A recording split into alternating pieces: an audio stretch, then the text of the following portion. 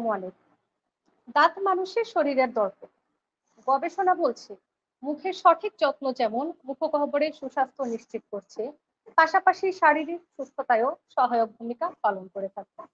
তাই মুখ, দাঁত ও মাড়ির যত্নে আর কোনো অবহেলা নয়।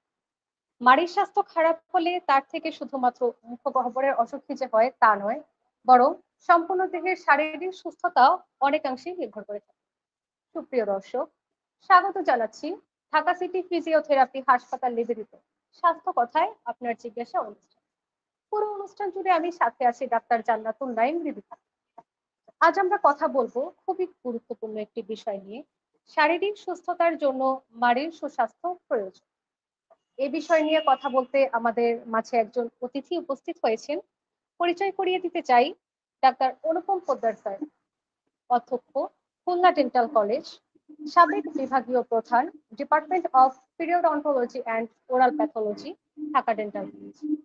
আসসালামু আলাইকুম স্যার, আপনাকে আমন্ত্রণ জানাচ্ছি আমাদের অনুষ্ঠানটি। কেমন আছেন? জি, গুড ইভিনিং ডক্টর জান্নাতুল নাইম রিদিতা। আমি ভালো আছি। আমি আজকের যে অনুষ্ঠানের যারা আমাদের আজকে অনুষ্ঠান শুনছেন বা ভবিষ্যতে শুনবেন, সবাইকে আমার অন্তঃস্থল থেকে ধন্যবাদ জানাচ্ছি।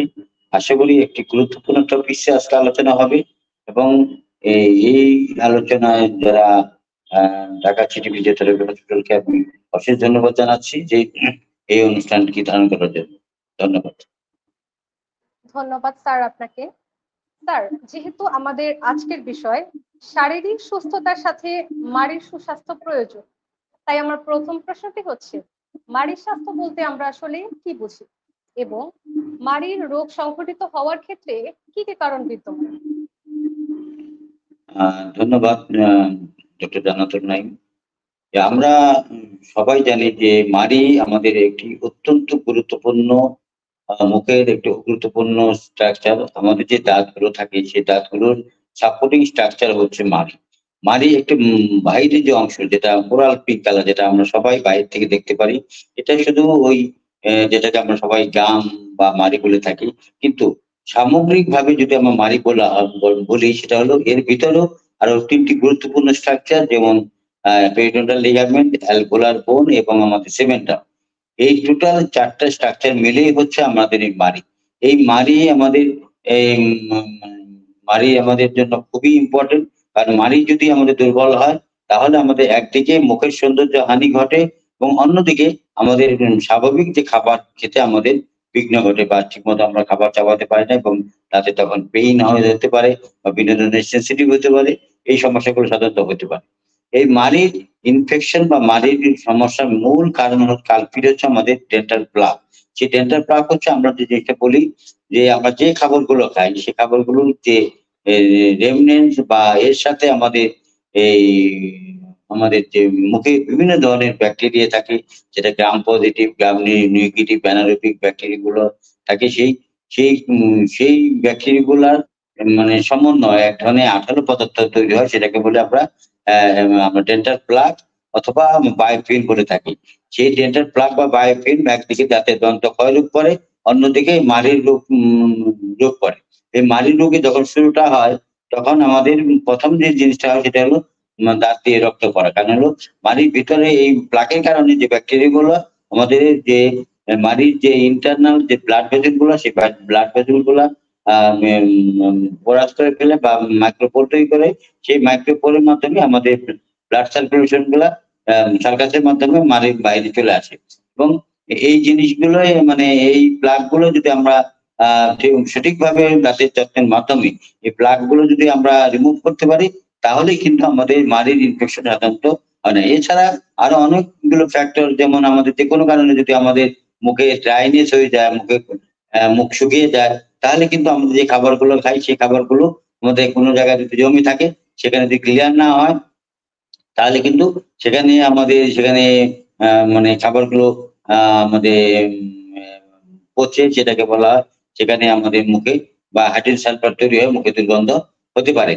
এছাড়া আমাদের যদি দেখা যায় যদি ইরিগুলারিটিস থাকে, তাদের যদি অসামঞ্জস্য থাকে, সেখানে অনেক দেখা যায় দাঁত যদি আঁকা বাঁকা থাকে তাহলে কিন্তু আমাদের খাদ্য জমে যাওয়ার অনেক সম্ভাবনা থাকে। তাছাড়া কিছু কিছু ব্যাড হ্যাবিট, যেমন আমাদের অ্যালকোহল পান বা স্মোকিং, এই জিনিসগুলো আমাদের মুখ ও দাঁতের মানে মুখে ড্রাইনেস বাড়িয়ে দেয়, এবং মুখে ড্রাইনেস বাড়িয়ে দিলে আমাদের মুখে ইনফেকশন হওয়ার সম্ভাবনা বেশি থাকে।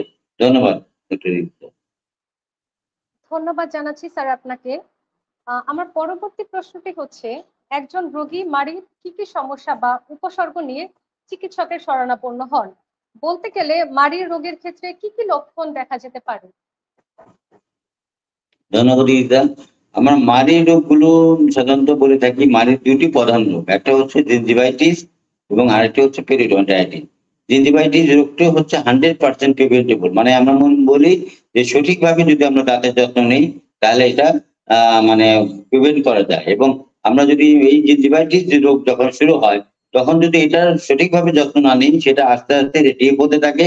তাদের ভিতরে যে মাড়ি স্ট্রাকচার বা কানেকটিভ টিস্যু বা অ্যালভোলার বোন বা পেরিওডাল লিগামেন্ট বা সিমেন্টাম গুলো নষ্ট হতে থাকে, তখন সেটাকে বলে আমরা পেরিওডন্টাইটিস।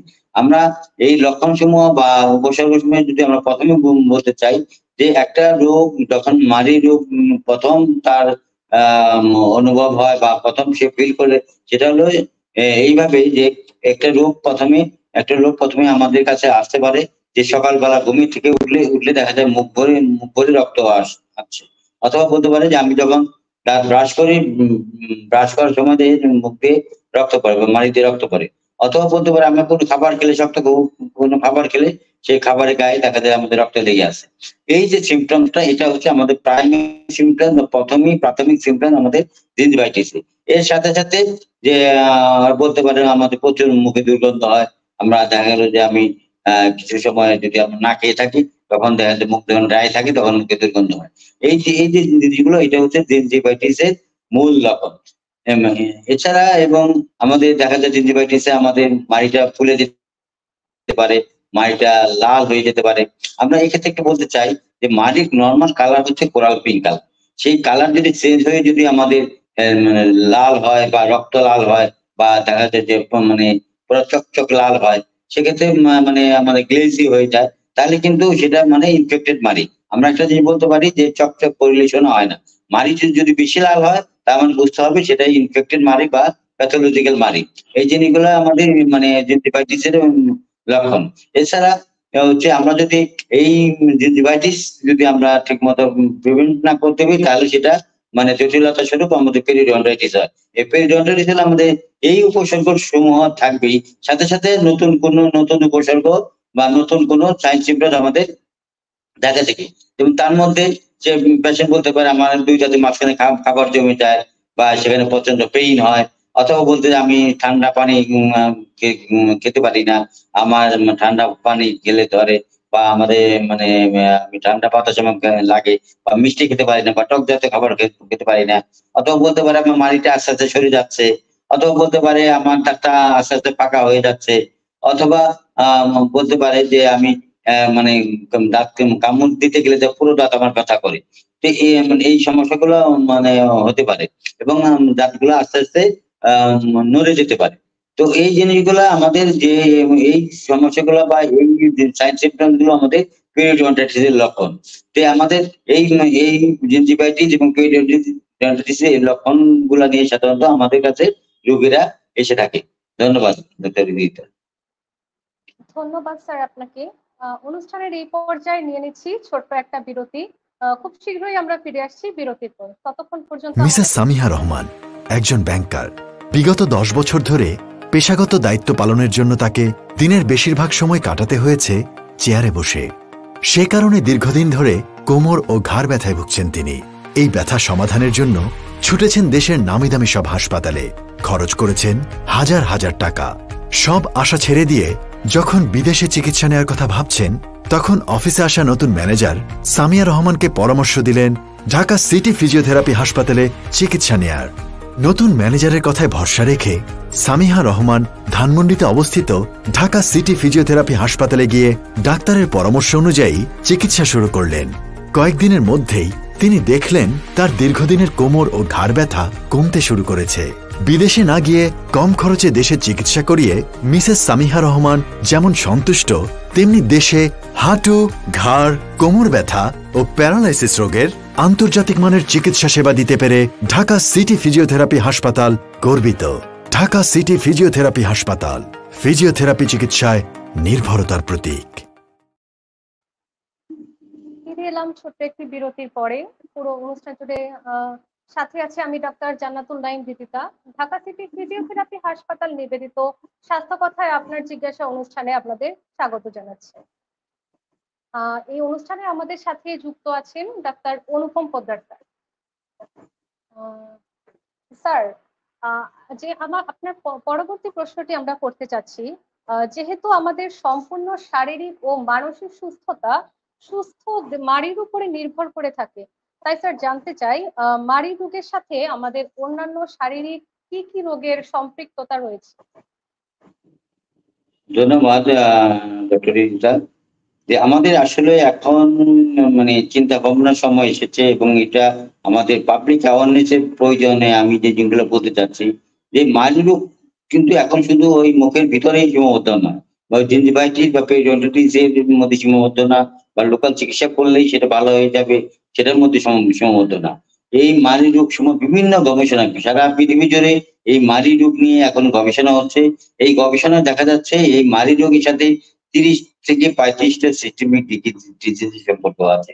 তার মধ্যে মূল হচ্ছে আমাদের যেমন ডায়াবেটিস, বা আমার যেটা বলে হার্ট ডিজিজ, বা মানে আমাদের বিভিন্ন আমাদের মানে রেসপিরেটরি ডিজিজ, বা সিওপিডি বলে থাকি, বা নিউমোনিয়া বলে থাকি, এবং আমাদের ক্রনিক কিডনি ডিজিজ বা অস্টিওপোরোসিস, অথবা আরেকটা হচ্ছে আমাদের খুব ইম্পর্টেন্ট যে জিনিসটা, সেটা হলো আমাদের মানে মানে আমাদের মায়েদের বা প্রেগনেন্ট মহিলাদের যে কমপ্লিকেশন, সেই কমপ্লিকেশন এবং বাচ্চাদের যে কমপ্লিকেশন, সেই জিনিসগুলোও কিন্তু মাড়ি রোগ থেকে এখন হতে হচ্ছে। এবং এর সাথে সাথে আমাদের মানে ওরাল এবং কোলোরেক্টাল ক্যান্সারও মানে এই কারণে, এবং এবং এবং যে জিনিসটা হলো ইরেকটাইল ডিসফাংশনও আমাদের এই মাড়ি রোগের কারণে হচ্ছে। এই জন্য আমরা মনে করি যেহেতু গবেষণা এটা আসছে এবং এটার সম্বন্ধে আমাদের পাবলিক জনসচেতনতা আমাদের খুবই দরকার, এবং আমাদের যারা মানে মানে ফ্যাকাল্টিস আছে, বা আমাদের যারা মাল্টি ডিসিপ্লিনারি বিভিন্ন আমাদের যারা ফ্যাকাল্টিস আছেন, তাদেরকে এটা সচেতন করা যে মাড়ি রোগটাকে অবহেলা অবশ্যই করা উচিত নয়, এবং তাদের কাছে যে যেমন ডায়াবেটিশিয়ান বা কার্ডিওলজিস্ট বা আমাদের মানে গাইনি স্পেশালিস্ট, তাদের কাছে আমাদের আবেদন থাকবে যে তাদের কাছে যখন মানে বিভিন্ন সমস্যা নিয়ে তারা মানে রোগীরা যায়, তারা অন্তত পক্ষে বছরে 2 বা 6 মাস পর পর অবশ্যই ডেন্টিস্টের কাছে পরামর্শ নিতে বলবেন। কারণ হলো কি, ডেন্টিস্টের পরামর্শের মাধ্যমে যে তার যদি কোনো মাড়ি ইনফেকশন থাকে, মাড়ি রোগ থাকলে সেটা যদি নিরাময় করা হয়, তাহলে মানে সেখান থেকে আমাদের সিস্টেমিক ডিজিজ গুলো মানে না হওয়ার একটা সম্ভাবনা থেকে যায়। ধন্যবাদ। অসংখ্য ধন্যবাদ স্যার আপনাকে। স্যার, কথা হচ্ছিল অনেক বিষয় নিয়ে, এখন জানতে চাচ্ছি যে গর্ভাবস্থায় আমাদের যেহেতু শারীরিক, মানসিক, হরমোনাল বিভিন্ন ধরনের পরিবর্তনই দেখা যায়, চিকিৎসা ক্ষেত্রেও অবলম্বন করতে হয় বিশেষ সতর্কতা। তাও গর্ভাবস্থায় আমরা মাড়ির কি কি ধরনের পরিবর্তন বা কি কি সমস্যা সম্মুখীন হতে পারি? আমরা জানি যে গর্ভাবস্থায় আমাদের যে জিনিসটা হয়, আমাদের হরমোনাল ইমব্যালেন্স, আমাদের ইস্ট্রোজেন প্রোজেস্টেরনের যে ইমব্যালেন্সের কারণে আমাদের কিন্তু শারীরিক অনেক পরিবর্তন সাধিত হয়। এর মধ্যে অন্যতম হচ্ছে আমাদের মাড়ির সোয়েলিং হয়, বা মাড়ি ফুলে যায়। মাড়ি ফুলে যাওয়ার কারণে দেখা যায় যে আমাদের যদি ওই সময় মাড়ি ফুলে যাওয়ার কারণে যদি আমরা ঠিক মতো রাতের বা মাড়ির পরিচর্যা না করি, তাহলে কিন্তু ওখানে মানে আমাদের ডেন্টাল প্লাক ফর্মেশন হওয়ার সম্ভাবনাটা বেশি থাকবে। সেই মানে বেশি থাকার কারণে আমাদের ওখানে যে মাড়ির রোগ, সেটা মানে জিনজিভাইটিস, এবং সেটার জটিলতা স্বরূপ আমাদের পেরিওডন্টাইটিস হয়ে আমাদের দাঁত নড়ে যাওয়ার একটা সম্ভাবনা থেকে যাবে। কারণ আমাদের 9 মাস থেকে 10 মাস সময় আমাদের মূল সময়, যে সময়টা আমাদের এই মানে এই হরমোনাল সেজন্য মাড়িটা খুলে যায়, পরে আস্তে আস্তে বাচ্চা হওয়ার পরে সে মাড়ির রোগগুলা বা মাড়ির শরীরটা আস্তে আস্তে কমে যায়।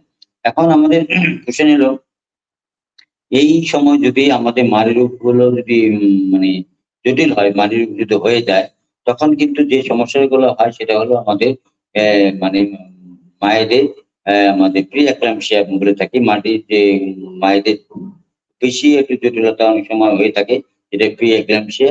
আর যে জিনিসটা হচ্ছে যে আমাদের মানে মানে আর্লি প্রেগনেন্সি বা আমরা বলে দিই যে প্রিম্যাচিউর মানে ডেলিভারি। প্রিম্যাচিউর ডেলিভারি বলতে আমরা বুঝি যে 37 উইকের আগে যদি আমাদের বাচ্চা ডেলিভারি হয় তাহলে আমাদের প্রিম্যাচিউর ডেলিভারি হয়। এবং প্রিম্যাচিউর যদি ডেলিভারি হয় তাহলে বাচ্চার ওজন কমে যাবে। বাচ্চার ওজন কম হলে বাচ্চার মানে ফিজিক্যাল এবং মেন্টাল ডিস্টারবেন্স হবে এবং মানে মানে মানে এবং ডিস্টারবেন্স হলে অটিজম বেবি হওয়ার সম্ভাবনা বেড়ে যাবে। এজন্য আমরা চাই, যেহেতু মানে এটা কমপ্লিকেশন, যেহেতু আমাদের pre term low birth weight baby জন্ম হওয়ার সম্ভাবনা থাকে, এই জন্য আমরা অবশ্যই আমরা অনুরোধ করব আমাদের গাইনি স্পেশালিস্ট যারা আমাদের বিভিন্ন গ্রামে গঞ্জে শহরে প্র্যাকটিস করেন, তারা অন্তত পক্ষে তাদের সময়কালে, তাদের এই 9-10 মাস সময়কালে অন্তত পক্ষে একবার বা দুইবার ডেন্টিস্টের পরামর্শ নেওয়ার জন্য এই সময় তার দাঁত এবং মাড়িতে কোনো ধরনের সমস্যা হলো কিনা, বা এই প্রেগনেন্ট সময়ে তাদের দাঁতের যত্ন কিভাবে নিতে হবে সেইভাবে সেই পরামর্শটুকু নেওয়ার জন্য আমরা মানে তাদের কাছে অনুরোধ করবো। তারা অবশ্যই যেন ডেন্টিস্টের কাছে রেফার করে, এবং এই ডেন্টিস্টের কাছে রেফার করলে তার যে এই জটিলতা, যে মানে আমাদের low birth weight, early pregnancy, early birth হওয়ার সম্ভাবনাটা কমে যাবে এবং তাতে বাচ্চার জটিলতা এবং মায়ের জটিলতা হতে পরিত্রাণ পাওয়া যায়। ধন্যবাদ। ধন্যবাদ স্যার আপনাকে। অনেক সুন্দর সুন্দর পরামর্শ আমরা পাচ্ছি। আরো কিছু পরামর্শ আমরা নেব, কিন্তু এ পর্যায়ে সময় হয়েছে ছোট্ট একটি বিরতি নেওয়ার। দর্শক, মিসেস সামিহা রহমান একজন ব্যাংকার। বিগত 10 বছর ধরে পেশাগত দায়িত্ব পালনের জন্য তাকে দিনের বেশিরভাগ সময় কাটাতে হয়েছে চেয়ারে বসে। সে কারণে দীর্ঘদিন ধরে কোমর ও ঘাড় ব্যথায় ভুগছেন তিনি। এই ব্যথা সমাধানের জন্য ছুটেছেন দেশের নামি দামি সব হাসপাতালে, খরচ করেছেন হাজার হাজার টাকা। সব আশা ছেড়ে দিয়ে যখন বিদেশে চিকিৎসা নেওয়ার কথা ভাবছেন, তখন অফিসে আসা নতুন ম্যানেজার সামিয়া রহমানকে পরামর্শ দিলেন ঢাকা সিটি ফিজিওথেরাপি হাসপাতালে চিকিৎসা নেয়ার। নতুন ম্যানেজারের কথায় ভরসা রেখে সামিহা রহমান ধানমন্ডিতে অবস্থিত ঢাকা সিটি ফিজিওথেরাপি হাসপাতালে গিয়ে ডাক্তারের পরামর্শ অনুযায়ী চিকিৎসা শুরু করলেন। কয়েকদিনের মধ্যেই তিনি দেখলেন তার দীর্ঘদিনের কোমর ও ঘাড় ব্যথা কমতে শুরু করেছে। বিদেশে না গিয়ে কম খরচে দেশে চিকিৎসা করিয়ে মিসেস সামিহা রহমান যেমন সন্তুষ্ট, তেমনি দেশে হাঁটু, ঘাড়, কোমর ব্যথা ও প্যারালাইসিস রোগের আন্তর্জাতিক মানের চিকিৎসা সেবা দিতে পেরে ঢাকা সিটি ফিজিওথেরাপি হাসপাতাল গর্বিত। ঢাকা সিটি ফিজিওথেরাপি হাসপাতাল, ফিজিওথেরাপি চিকিৎসায় নির্ভরতার প্রতীক। বিরতির পর আবার স্বাগত জানাচ্ছি ঢাকা সিটি ফিজিওথেরাপি হাসপাতাল সৌজন্যে স্বাস্থ্য কথায় আপনার জিজ্ঞাসা অনুষ্ঠানটিতে। শারীরিক সুস্থতার সাথে মাড়ির সুস্বাস্থ্য নির্ভরশীল, এই বিষয়টি নিয়ে আজকে পুরো অনুষ্ঠান জুড়ে আমি সঞ্চালনায় আছি ডাক্তার জান্নাতুল নাইম হৃদিতা, এবং আমাদের মাঝে উপস্থিত আছেন ডাক্তার অনুপম পোদ্দার স্যার। স্যার, আমরা এতক্ষণ জানলাম মাড়ির রোগের বিভিন্ন লক্ষণ, উপসর্গ, কারণ এবং এই রোগের সাথে অন্যান্য শারীরিক রোগের সম্পৃক্ততা। স্যার, এখন জানতে চাচ্ছি, এই যে মাড়ির বিভিন্ন রোগ সমূহ, এই সকল মাড়ির রোগ প্রতিরোধে আমাদের করণীয়। ধন্যবাদ ডক্টর রিদিতা। আমরা বলে থাকি যে মাড়ির যে এই জটিল রোগ সমূহ যাতে মানে প্রকট হতে না পারে বা জটিল রোগ যেন না হতে পারে, এজন্য আমাদের যে প্রতিরোধ যে জিনিসটা, সেই প্রতিরোধের ব্যবস্থাটা আমাদের মাথায় রাখতে হবে। যা আমরা জানি যে প্রতিকারের চেয়ে প্রতিরোধই শ্রেষ্ঠ। সেক্ষেত্রে আমরা যদি একটু সচেতন হই তাহলে কিন্তু এই মাড়ি রোগগুলো আমরা প্রতিরোধ করতে পারি। তো আমাদের মাড়ি রোগ প্রতিরোধে আমাদের যে জিনিসগুলো আমার মাথায় রাখতে হবে, সেটা প্রথম হলো আমাদের নিয়মিত দন্ত পরিচর্যা করা, দাঁতের যত্ন নেওয়া। নাম্বার 2 হচ্ছে আমাদের কিছু কিছু খাবার আছে যে খাবারগুলো আমাদের দাঁতের ক্ষতি করে সেই খাবারগুলোকে অ্যাভয়েড করা, এবং যে খাবারগুলো আমার দাঁত ও মুখের জন্য মানে দরকার সেই খাবারগুলো খাওয়া এবং আমাদের যে আমরা বলি যে কিছু কিছু বদ অভ্যাস যেটা আমাদের দাঁত ও মাড়ির জন্য ক্ষতিকর সেটাকে দূর করা, এবং সর্বশেষ হচ্ছে আমাদের নিয়মিত ডেন্টাল চেক আপ, যে বছরে 6 মাস বা 1 বছর পর পর আমাদের মানে দাঁতের ডাক্তারের কাছে যাওয়া। এর মধ্যে আমরা যে জিনিসটা বলি, প্রথম যেটা বলি সেটা হলো দন্ত পরিচর্যার ক্ষেত্রে আমরা যেটা করে থাকি যে প্রতিদিন 2 বেলা, সকালবেলা খাবার পরে এবং রাত্রে ঘুমানোর আগে 2 বেলা আমাদের ব্রাশ করতে হবে, এবং প্রতি রাত্রে একবার করে ডেন্টাল ফ্লস ব্যবহার করতে হবে। আমাদের দাঁত ব্রাশ করার ক্ষেত্রে আমাদের যে জিনিসটা মাথায় রাখতে হবে যে আমাদের ব্রাশটা হতে হবে সফট মিডিয়াম সফট ব্রাশ যারা হেলদি অ্যাডাল্ট। আর যারা সিক বা আমাদের যারা ডেবিলিটেড পেশেন্ট বা বাচ্চাদের ক্ষেত্রে আমরা সফট টুথব্রাশ অথবা ইলেকট্রিক্যাল টুথব্রাশ ব্যবহার করতে পারি। তবে কোনো ক্ষেত্রে আমাদের হার্ড টুথব্রাশ ব্যবহার করা যাবে না, কারণ হার্ড টুথব্রাশ আমাদের দাঁতের ক্ষতি করে, এনামেল ক্ষতি করে এবং দাঁতের মাড়ির ক্ষতি করে। এবং এর সাথে সাথে আমাদের যেটা মাথায় রাখতে হবে যে আমাদের মুখে যদি ইনফেকশন থাকে, যে কোনো মুখের ইনফেকশন থাকে, সেক্ষেত্রে আমাদের এই ইনফেকশন সারার পরে আমাদের ব্রাশটা চেঞ্জ করে ফেলতে হবে, এবং ব্রাশের বিচল যদি বাঁকা হয়ে যায় সেটাও সাথে সাথে আমাদের চেঞ্জ করতে হবে, অথবা 3 মাস অন্তর আমাদের ব্রাশটাকে চেঞ্জ করতে হবে। ব্রাশের সাথে সাথে আমাদের ডেন্টিফ্রিজ হিসেবে আমরা পেস্ট ব্যবহার করবো, কখনো পাউডার ব্যবহার করবো না, কারণ পাউডারে ডেন্টিফ্রিজের পরিমাণ বেশি থাকার কারণে এটা দাঁত এবং মাড়ির ক্ষতি করে থাকে। পেস্টের ক্ষেত্রে আমরা যেটা বলে থাকি যে একই পেস্ট সবসময় ব্যবহার করা উচিত না, পেস্টটা আমাদের অল্টারনেট ব্যবহার করা উচিত। একটা পেস্ট শেষ হলে আরেকটা পেস্ট, অথবা সকালে এক পেস্ট ব্যবহার করলে রাত্রেবেলা আরেক পেস্ট ব্যবহার করা যেতে পারে। এবং যদি দাঁতের কোনো সমস্যা থাকে, যেমন দাঁত দিয়ে যদি দাঁতে যদি শিরশির করে ঠান্ডা পানি বা মিষ্টি বা মানে টক জাতীয় খাবার, সেক্ষেত্রে ডাক্তারের পরামর্শে আমাদের বাজারে বিভিন্ন ধরনের সেনসিটিভ মেডিকেটেড টুথপেস্ট পাওয়া যায়, সেগুলো ব্যবহার করা যেতে পারে। এছাড়া অনেক সময় ব্লিডিং হলে ব্লিডিং এর জন্য আমাদের বিভিন্ন ধরনের মেডিকেটেড টুথপেস্ট আছে, সেটা ব্যবহার করে যেতে পারে।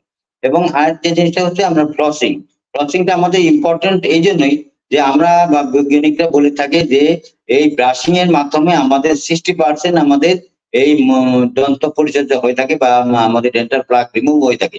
বাকি 40% রিমুভ করতে হলে আমাদের মানে ডেন্টাল ফ্লস, ডেন্টাল ব্রাশ এবং মাউথওয়াশ আমাদের ব্যবহার করতে হবে। ফ্লসিং ব্যবহার করা এই জন্যই যে আমাদের 2 দাঁতের মাঝখানে যে ডেন্টাল প্লাক জমে বা খাবার জমে, সেই খাবারগুলো কিন্তু ব্রাশিং এর মাধ্যমে পরিষ্কার হয় না। সেটা পরিষ্কার করার জন্য আমাদের ডেন্টাল ফ্লস প্রতি রাতে একবার করে আমাদের ডেন্টাল ফ্লস ব্যবহার করতে হবে। এছাড়া কোনো যদি মানে আমাদের মাড়ির রোগ বা আমাদের পেরিডন্টাইটিস বা পাইলস যদি ডেভেলপ করে, তাহলে আমাদের ডাক্তারের পরামর্শে ইন্টার ডেন্টাল ব্রাশ ব্যবহার করা যেতে পারে। কারণ বাজারে বিভিন্ন ধরনের বিভিন্ন নাম্বারের যে কোন রোগীর জন্য কোন ধরনের ইন্টার ডেন্টাল ব্রাশ লাগবে সেই ধরনের ব্রাশ পাওয়া যেতে পারে, মানে সে পাওয়া যায়। এবং ডাক্তারের পরামর্শে যে ব্রাশগুলো, ডেন্টাল ব্রাশগুলো আমাদের ব্যবহার করা উচিত।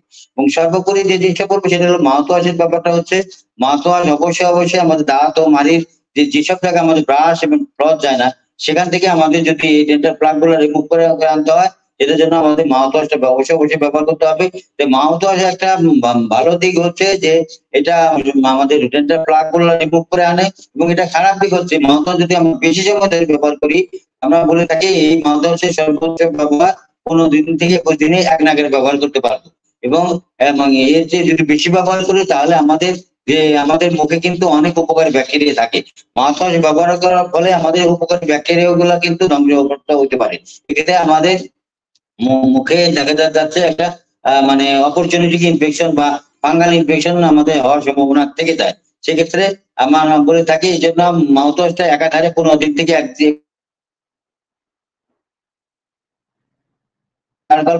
লবণ গরম পানি ব্যবহার করতে পারি, তারপরে প্রয়োজন হলে আবার মাউথওয়াশ ব্যবহার করতে পারি, কিন্তু এক নাগারে আমাদের মাউথওয়াশটা ব্যবহার করা যাবে না। এবং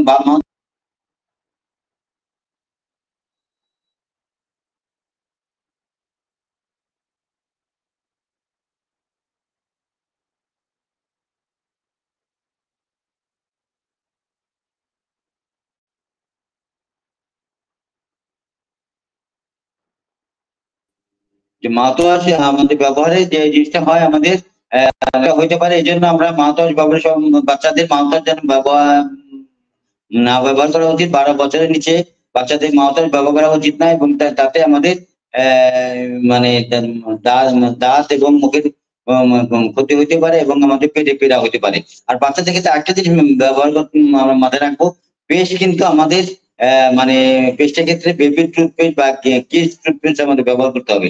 কারণ আমাদের নর্মাল টুথপেস্ট আমাদের ফ্লোরাইডের পরিমাণ বেশি থাকে, বাচ্চাদের ক্ষেত্রে ফ্লোরাইডের পরিমাণ বেশি হলে কিন্তু সেই দাঁতগুলো প্রচুর হওয়ার সম্ভাবনা থাকে।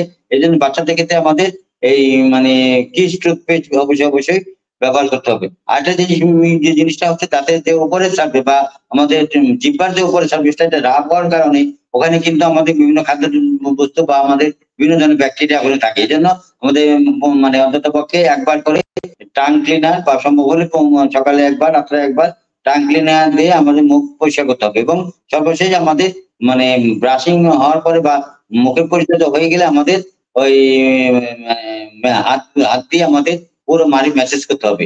সাথে সাথে আমরা এই খাবারগুলোর ব্যাপারে যেটা বলি, যে খাবারগুলো আমাদের আমরা বলি যে ফাইবার জাতীয় ফুড বা গাজর বা সবুজ শাকসবজি, এবং আমাদের জন্য দাঁত মুখের জন্য ভালো, এবং বিভিন্ন ধরনের কাঠ জাতীয় বা দুগ্ধজাত জাতীয় মানে মানে খাবারগুলো আমাদের দাঁত ও মাড়ির জন্য ভালো। এবং আমাদের বলে থাকি যে যে আমাদের যে মানে চকলেট, চুইং গাম বা আমাদের স্ন্যাক জাতীয় বা বার্গার জাতীয় বা স্যান্ডউইচ, এই সব জাতীয় যেটা ফাস্টফুড জাতীয় খাবারগুলো আমাদের ব্যবহার না করাই বা না খাওয়াই ভালো। এগুলো আমার দাঁত ও মুখে ক্ষতি করে থাকে। আর যে জিনিসটা হলো আমাদের ধূমপান, অ্যালকোহল, পান, জর্দা, সাদা পাতা ফুল, এই জিনিসগুলো আমার দাঁত ও মাড়ি ক্ষতি করে। সেই জিনিসগুলা এই জন্য আমাদের সেখান থেকে সেটা আমাদের বর্জন করা উচিত। এবং অ্যালকোহল এবং ধূমপান আমাদের মুখটাকে শুষ্ক রাখে এবং আমাদের মুখ ও দাঁতের রোগগুলোকে বাড়িয়ে দেয়। এবং আর যে জিনিসটা হলো আমাদের যে আমরা 6 মাস বা 1 বছর পর রেগুলার এই মানে হেলদি অ্যাডাল্টে অবশ্যই ডেন্টিস্টের কাছে যেতে হবে। কোনো ক্ষেত্রে যদি দাঁতের আমাদের মানে ক্যারিয়ার টেন্ডেন্সি বেশি বা জিঞ্জিভাইটিস হওয়ার জেনেটিক কারণ থাকে, সেক্ষেত্রে ডাক্তারের পরামর্শে 3 থেকে 4 মাস পর ডাক্তারের কাছে মানে যেতে হতে পারে। অনেক সময় আমাদের মুখে যদি অনেক বেশি রেস্টোরেশন বা অনেক বেশি প্রস্তুতি থাকে বা অনেকে যদি ওরাল হাইজিন ঠিক মতো মেনটেন না করে, সেক্ষেত্রে 1 থেকে 2 মাস পর ডেন্টিস্টের কাছে যেতে পারে। এটা হলো ডাক্তারের প্রয়োজন অনুসারে তাদের সিলেক্ট করে দেবে। তা আমরা মনে করি এইভাবে যদি আমরা দাঁত ও মুখের যত্ন নিতে পারি, এই উপদেশগুলো যদি মেনে চলতে পারি, তাহলে আমাদের মুখ ও দাঁতের যে রোগগুলো অনেকাংশে বিভিন্ন হতে পারবে এবং আমরা সুস্থ থাকতে পারবো। এবং আমাদের যে শারীরিক অন্যান্য রোগ, যে রোগগুলো আমাদের ক্ষতির কারণ, আমাদের জীবনহানির কারণ হতে পারে, সেই মানে সেই রোগগুলো থেকে আমরা পরিত্রাণ পেতে পারবো। ধন্যবাদ। অসংখ্য ধন্যবাদ ডক্টর অনুপম স্যার আপনাকে, আপনার মূল্যবান সময়টি আজকে আমাদের সাথে শেয়ার করার জন্য। আশা করছি সাধারণ জনগণ আজকের এই লাইভ প্রোগ্রামটি থেকে যথেষ্ট উপকৃত হবে। অনুষ্ঠানের শেষ পর্যায়ে আমি আপনাকে আবারও ধন্যবাদ দিতে চাই স্যার আমাদের সাথে সংযুক্ত হবার জন্য।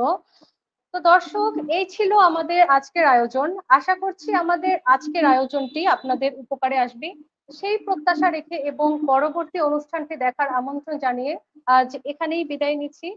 সবাই সুস্থ থাকবেন, ভালো থাকবেন। আল্লাহ হাফেজ।